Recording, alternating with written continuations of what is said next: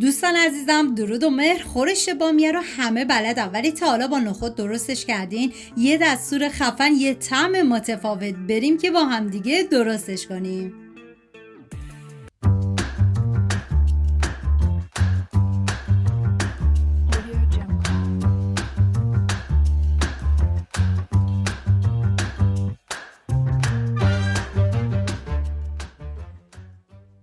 ما نیاز به 2 عدد پیاز داریم که من پیاز رو به صورت اسلایسی ریز میکنم و شما میتونید پیاز رو به صورت نگینی هم ریز کنید، فرقی نمیکنه.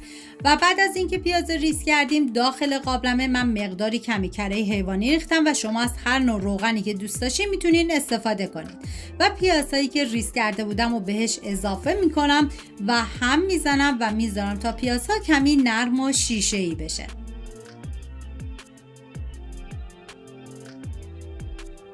و حالا گوشت رو بهش اضافه میکنم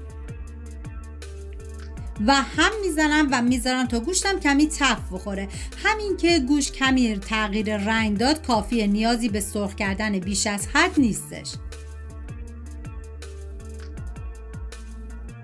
و بعد از اینکه گوشت تف خورد، حالا نوبت اضافه کردن ادویه هستش که شامل زردچوبه، فلفل سیاه و پودر گشنیز.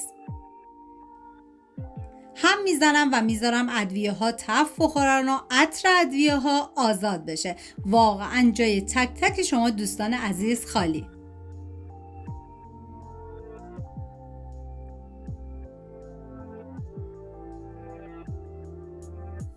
و ما برای این غذای خوشمزه‌مون نیاز به نخود داریم که من نخود رو از 24 ساعت قبل خیس کردم و بعد از اون به گوشت اضافه میکنم و هم میزنم و میذارم تا نخودم یه تفت خیلی مختصری بخوره.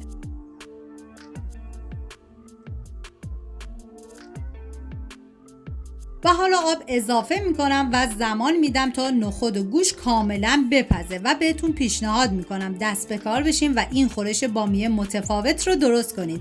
و حتی عزیزانی که خورش بامیه رو به هر دلیلی که نمیخورن، با این روش مطمئنم عاشقش میشن. حالا توی این فاصله تا نخود و گوشت کاملا پخته بشه، من داخل تابه مقداری کمی کره حیوانی ریختم و بامیه ها رو بهش اضافه میکنم و به مدت 10 دقیقه تف میدم. ببینید این مدت 10 دقیقه‌ای که ما تف میدیم باعث میشه که بامیه حالت لزجی دیگه نداشته باشه. حالا من هم میزنم و بعد از اون ادویه ها که شامل نمک، زردچوبه، پودر گشنیز و فلفل سیاه است بهش اضافه میکنم، هم میزنم و میذارم ادویه ها تف بخورن و عطر ادویه ها آزاد بشه.